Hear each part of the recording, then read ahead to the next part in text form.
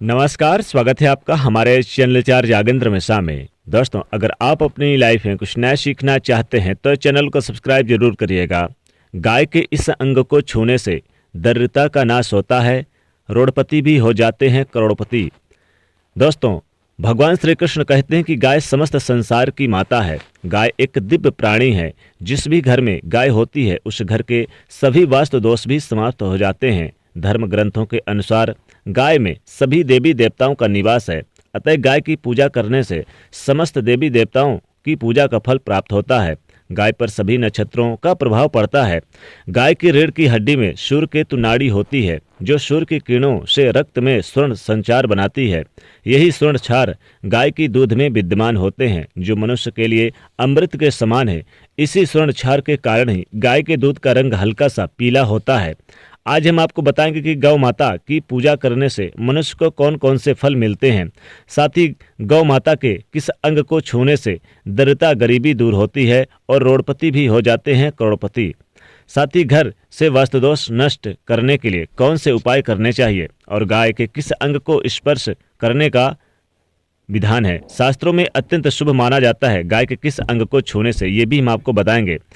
तो आप इसे जानने के लिए दोस्तों इस वीडियो को पूरा अवश्य देखें और दोस्तों साथ ही वीडियो को लाइक करें और इसे ज़्यादा से ज़्यादा शेयर अवश्य करें। दोस्तों, सनातन हिंदू धर्म में गाय को, गंगा को और गायत्री को सबसे अधिक धार्मिक महत्व दिया गया है। शास्त्रों के अनुसार गाय के शरीर में 33 करोड़ देवी देवताओं का निवास है, जो इसमें माता लक्ष्मी जी का भी निवास है। जातक अगर नित्य दिन गाय की पूजा करता है उस पर सभी देवी देवताओं की कृपा बरसती है। जो भी गाय की सेवा करता है उन्हें माता के समान मानता है। गौ माता उस पर आने वाली समस्त कष्टों से, समस्त विपत्तियों से उसको हर लेती हैं। गौ माता कामधेन समस्त प्रकार के कष्ट हरने वाली माता है और जातक की हर मनोकामना को पूर्ण करने वाली हैं। कहा जाता है कि सूर्यास्त के बाद जब गाय वन से घर में लौटती हैं तो उसके खुरों से जो धूल उड़ती है उससे मनुष्य के सभी पाप धुल जाते हैं। अगर व्यक्ति क्रोधी है, पढ़ाई में कमजोर है, बोलने में असमर्थ है तो व्यक्ति को गौमाता को हरा चारा अवश्य खिलानी चाहिए। इससे बुध ग्रह की दशा ठीक हो जाती है और सभी दिक्कतें दूर होने लग जाती है। गाय का यानी दान करना शास्त्रों में अत्यंत शुभ फलदायी माना गया है। अगर मंगल की दशा खराब हो तो किसी गरीब ब्राह्मण को अथवा गरीब व्यक्ति को गौदान अवश्य करें। अगर नवग्रहों की स्थिति ठीक करनी हो, शनि की दशा ठीक करनी हो तो काली गाय का दान अवश्य करें। इससे सभी कष्टों से मुक्ति मिलती है और शनिदेव की कृपा से सब कुछ ठीक हो जाता है। अगर कोई कार्य रुका हुआ है, कितने ही प्रयास करने पर उसमें सफलता नहीं मिलती है तो मनुष्य को गौ माता को रोटी खिलाकर उनके कान में अपनी मनोकामना अवश्य कहनी चाहिए।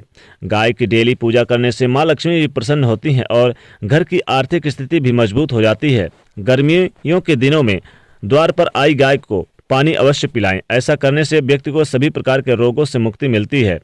साथ ही साथ सर्दियों में गौ माता को गुड़ अवश्य खिलाएं, लेकिन गर्मियों के दिनों में गुड़ ना खिलाएं। अगर पितृदोष दूर करना चाहते हैं तो गौ माता को अवश्य के दिन रोटी, गुड़ और चारा, हरा चारा और पूर्णिमा के दिन जरूर खिलाएं। ये फायदेमंद रहता है, इससे सभी पितृदोष समाप्त हो जाते हैं। साथ ही गौ माता की पूजा से नवग्रह भी शांति हो जाती है। अगर बच्चे कहना ना मानते हों और उनका स्वभाव क्रोधी हो, बात बात पर गुस्सा करते हैं तो किसी दिन द्वार पर आई गौमाता को उनके हाथ से लगा हुआ भोजन अवश्य खिलाएं। गौमाता के पीठ पर एक उबड़ा हुआ कुबड़ होता है। उस कुबड़ को सूर्य केतु नाड़ी होती है। उस कुबड़ में रोजाना सुबह गौमाता के इस कुबड़ पर हाथ फेरने से मनुष्य की सभी मनोकामनाएं पूर्ण हो जाती है। जी हाँ दोस्तों, गाय के इस अंग को छूने से मनुष्य की सभी मनोकामनाएं पूरी होती है। उससे आर्थिक संकट भी दूर हो जाते हैं। यानी गाय के कुबड़ को ऊपर जो ऊपरी भाग जो उठा रहता है उसी अंग को छूना है और गरीबी का नाश हो जाता है अगर ऐसा करते हैं। इसके साथ ही उसके सभी योगों यानी कि रोगों का नाश हो जाता है। इसलिए द्वार पर आई गौमाता की पीठ पर एक बार हाथ जरूर फेरें। गौमाता की पीठ पर हाथ फेरने से और हाथ लगाने से गरीबी घर का रास्ता भूल जाती है। घर बनवाने से पहले अगर उस जमीन पर गौमाता और उसके बछड़े को बांधते हैं तो इससे सभी वास्तु दोष भी समाप्त हो जाते हैं। जिस स्थान पर गौमाता बैठी हो, आराम करती हो, वहां पर कभी कोई बाधाएं और बुरी शक्तियां नहीं आती। ध्यान रहे, घर में बनी सबसे पहले रोटी गौमाता के लिए ही आप बनाएं और गौमाता को अवश्य खिलाएं। इससे परिवार में सुख शांति बनी रहती है और क्लेश दूर हो जाते हैं। गौ माता के पंचगव्य हजारों रोगों की दवा है। इसे सेवन करने से असाध्य रोग भी मिट जाते हैं। परिवार में गौ से प्राप्त पंचगव्य पदार्थों का अवश्य उपयोग करें। पंचगव्य के बिना पूजा पाठ हवन में सफलता नहीं मिलती। गौ माता के गोबर से बने उपलों से रोजाना घर, दुकान, मंदिर और परिवारों में धूप करने से वातावरण शुद्ध हो जाते हैं, सकारात्मक ऊर्जा बनी रहती है और व्यापार में वृद्धि होती है। साथ ही ग्रह के दोष भी शांत हो जाते हैं और आपके घर पर रोजाना गौमाता आती है तो आप बहुत ही भाग्यशाली हैं। ये आपके जीवन में अच्छा समय आने का संकेत है, क्योंकि गौ माता ऐसे ही घर पर जाती हैं जिस घर में पवित्र, शुद्ध और अच्छे लोग निवास करते हैं, तो माता लक्ष्मी की कृपा उस घर में बरसती है। इसलिए द्वार पर आई गौ माता को बिना रोटी खिलाए ना भगाएं और गौ माता के गले में घंटी जरूर बांधें। गौ माता के गले में घंटी बजने से गौ माता की आरती होती है और इससे 33 करोड़ देवी देवताओं, यहाँ तक कि माता लक्ष्मी जी की भी प्रसन्न और उनका आशीर्वाद प्राप्त होता है। गौ माता के गोबर में माँ लक्ष्मी जी का वास है और गौ माता के मूत्र में गंगा जी का वास होता है। इसलिए गौ माता की पूजा और दूध का सेवन अवश्य करें।